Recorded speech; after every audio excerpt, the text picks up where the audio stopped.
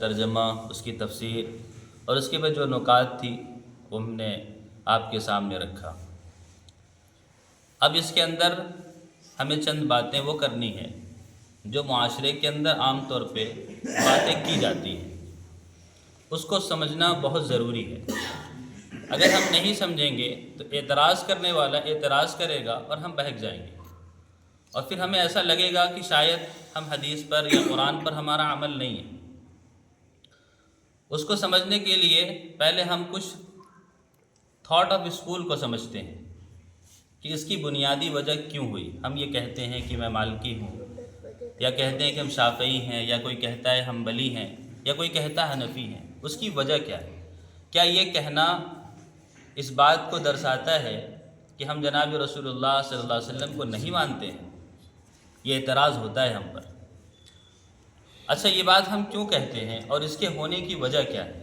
پہلا سوال یہ ہوتا ہے کہ کیا محمد رسول اللہ صلی اللہ علیہ وسلم نے ان چاروں امام سے متعلق کوئی خبر دی تھی حدیث کے اندر؟ پہلا سوال یہ ہوتا ہے۔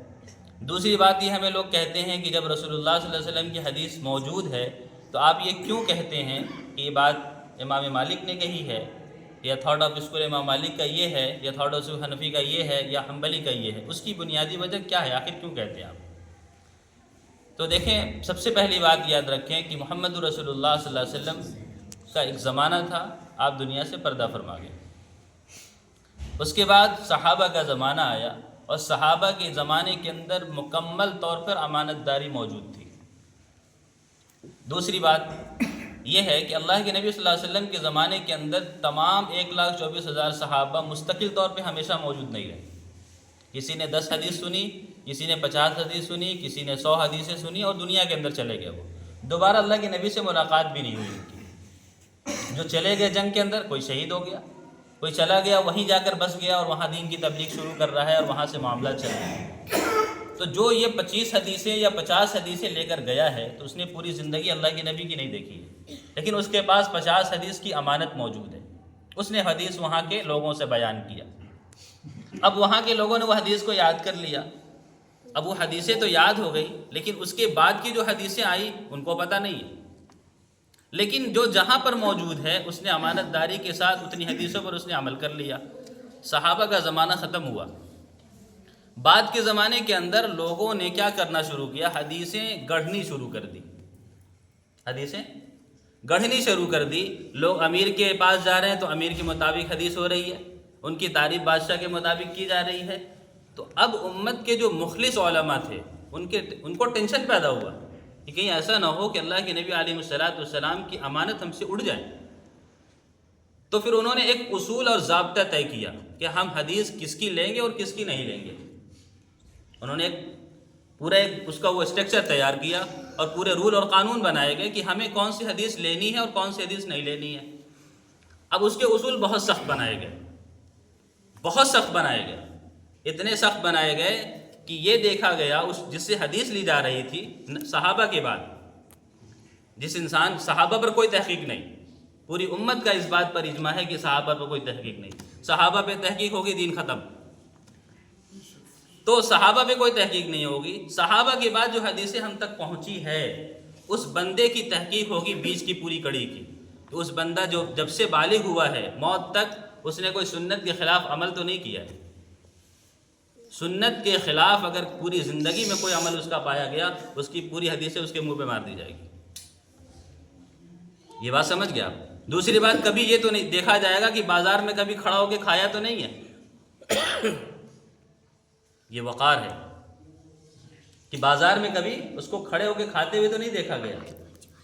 پھر اس کے بعد اس کی پوری زندگی میں دیکھا جائے گا کوئی گناہ تو ثابت ایسا نہیں ہوا جو معاشرے کے اعتبار سے خراب ہو۔ یہ تمام کئی ہیں، اس کے اندر بہت لمبی لسٹ ہے، میں یہ موٹی بات بتا رہا ہوں سمجھنے کے لیے۔ ان سے پھر حدیث لی جانے لگی۔ اب ظاہر سی بات ہے پوری دنیا کے اندر صحابہ پھیلے ہوئے، اب پوری دنیا کے اندر ہر جگہ الگ الگ درسگاہیں لگی ہوئی ہیں، اور اس زمانے کے اندر بڑے بڑے تابعی ہیں، کسی کے پاس 100 حدیثیں ہیں، کسی کے پاس 500 حدیثیں ہیں، ہر ایک دوسرے سے سفر کر رہا ہے اور حدیثوں کو کلیکشن جمع ہو رہا ہے، حدیثوں کا کلیکشن جمع ہو رہا ہے۔ ایک شخص جو ہے ابو حنیفہ ملک شام میں ہے، ایک شخص مدینے کے اندر بیٹھا ہوا ہے، امام مالک رحمۃ اللہ علیہ۔ اب سارے لوگوں کے پاس حدیثیں آ رہی ہیں، لیکن سارے لوگوں کے پاس حدیثیں جب آ رہی ہیں تو انہوں نے اپنا ایک بیس بنایا کہ میں کس چیز کو مانوں گا اور کس چیز کو نہیں مانوں گا۔ تو امام مالک رحمۃ اللہ علیہ مدینے کے اندر موجود ہیں اور اس زمانے کے سب سے بڑے محدث ہیں، وہ اس زمانے کے سب سے بڑے محدث ہیں، اور محدث کہنے کے لیے اس زمانے میں 1,00,000 حدیث حفظ یاد ہونی تھی۔ کتنا؟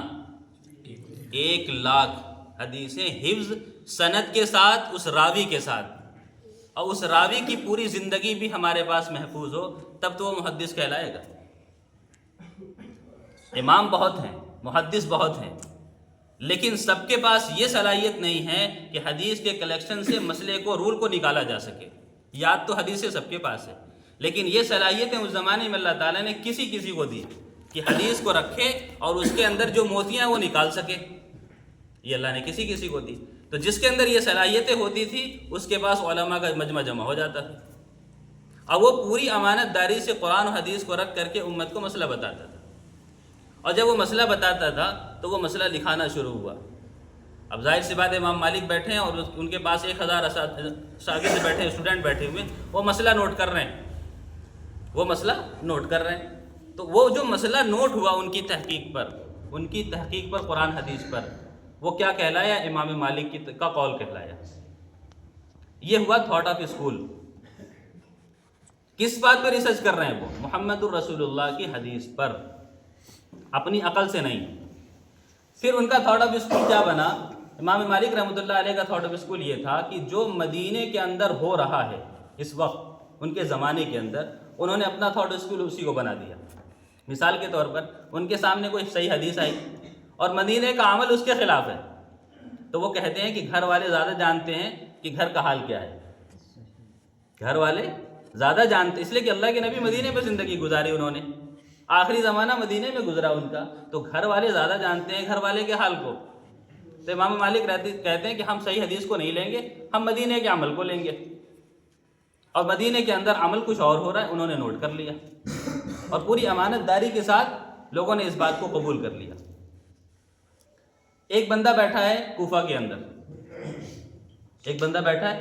اندر، ابو حنیفہ، اس کے پاس علماء کا مجمع اس کے پاس بھی ہے، لیکن اس نے کسی مسئلے کو لکھنے سے پہلے 4 اصول بنائے۔ کہا کوئی مسئلہ میرے سامنے آتا ہے تو میں پہلے قرآن میں دیکھتا ہوں، قرآن میں وہ مسئلہ ہے، مجھے کچھ نہیں سوچنا ہے، جا کے قرآن پہ عمل کر لو۔ مثال کے طور پہ کسی نے پوچھا شراب پینا حرام ہے یا حلال ہے، تو قرآن میں تلاش کر لیا، قرآن نے کہا حرام ہے، بات ختم ہو گئی۔ ایک مسئلہ آیا قرآن میں موجود نہیں ہے، تو احادیث رسول اللہ میں دیکھا جائے گا، احادیث رسول اللہ کے اندر مل گیا تو ٹھیک ہے، پھر تو کوئی بات ہی نہیں ہے۔ احادیث رسول اللہ کے اندر نہیں ملا تو یہ دیکھا جائے گا کہ اجماع صحابہ کیا ہے، یعنی اس میں صحابہ کا کوئی عمل موجود ہے یا نہیں۔ اگر اجماع صحابہ کا عمل موجود ہے تو پھر عقل نہیں لگانا۔